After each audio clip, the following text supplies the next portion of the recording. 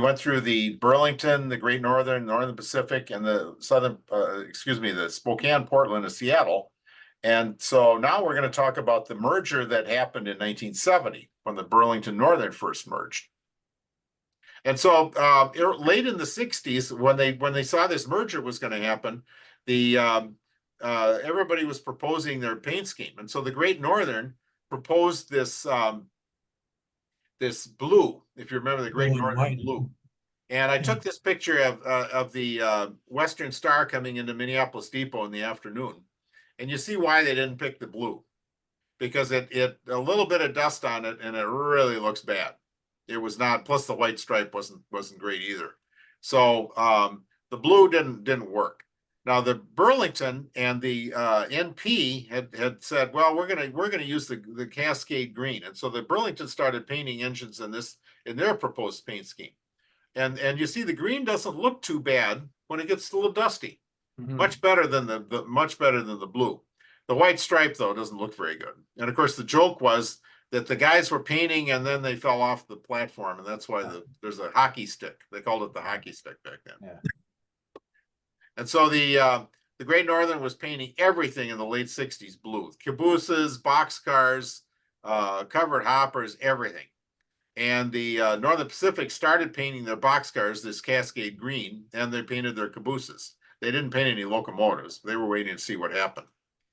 And one thing the BN did do was they did a very fast locomotive renumbering, because they did not want the Burlington 365 facing the Great Northern 365 sometime, and a tower operator gets confused and they have a head-on collision. So they renumbered everything. They went around with stencils. I took this in Watertown in 1970. It's one of the Great Northern's GP5s. They sent a bunch of their FTs, which were 1,350 horsepower, back to EMD, and they made GP units out of them, hood units out of them.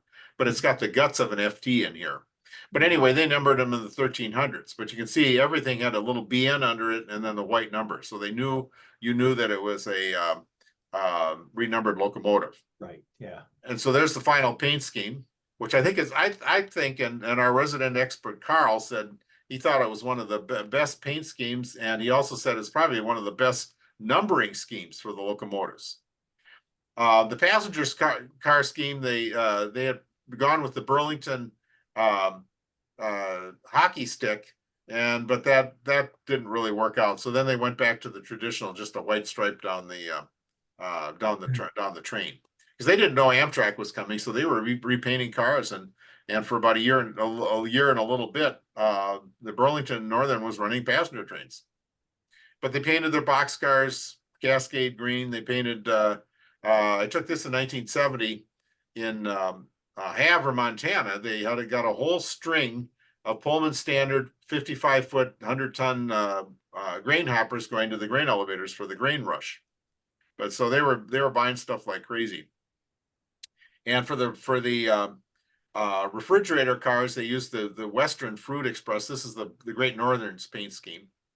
The coal cars, they went with the NP, just a black, everything black, because coal is black. And then for the cement and chemical hoppers, they went with light gray. So it's pretty well thought out merger. Now the renumbering of all the switchers, they numbered all the switch engines into one. One was a 44-tonner, and then they had all these others up to 595 and then in the 900s. Now this is a set. Took this over at Union Yard in 1970. It's maybe 71. It's a Burlington herd of it was called a TR2, and these originally were all semi-permanently coupled and have one cab. But later the Burlington sent them back to the factory and had the drawbars taken out, put couplers on them, and multiple unit, and they put cabs on all the units, so for flexibility. Sure. And the F units were in the 600s, the freight F units, and I mentioned the GP5s. And the 7s, 8s, 9s, and 18s went from in up to 1998. They had a whole bunch of those. And then the four axle EMDs were numbered according to the horsepower, because the previous railroads had them all over the place. So the GP20s were 2,000 horse, so they numbered them there. The 30s were 2,200 horsepower, so they 2,250, so they numbered them there. The GP35s were 25, and the GP38s were 2,000, and the GP40s were 3,000 horse. So that was very logical. All the Alco units were in the 4,200s and 4,300s. And I took this in the late 90s in Pasco, Washington. And Craig, you mentioned the 636 lasted a long time. Well, you know what? Well, there are only about a couple of dozen of them ever built. But, you know, until recently, some of them have been running. I think that over in Pennsylvania or Western New York or something, there's Qunicy, one of those railroads over there is still running an M636 from Canada and a C636 from the US. Yeah.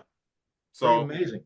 Yeah, it is. Alco finally got it right, but unfortunately it was Jim Boyd had talked about that. What the real big mistake they made when I think wasn't it the 244 engine, Greg? And they rushed it out before it was ready. And they hadn't done the testing on it.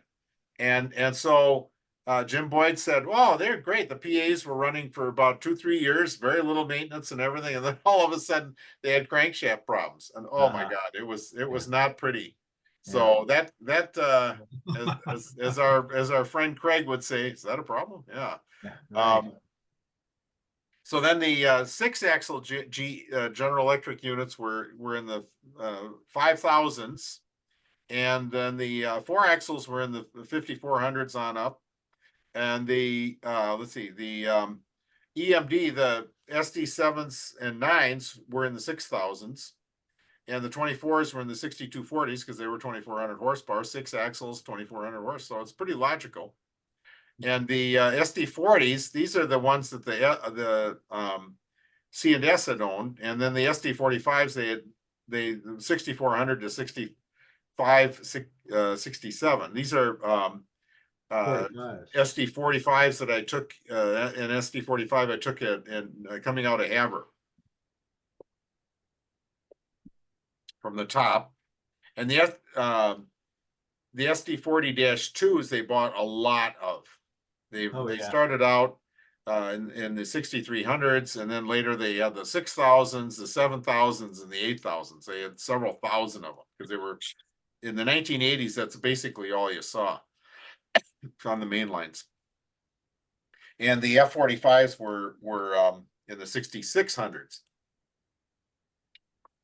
The F units in the passenger were in the 9,700s up on up, and then the Burlington units were not renumbered. They were in the 9,900s before, so they kept them in the 9,900s. I took this at Northtown. It's this must be the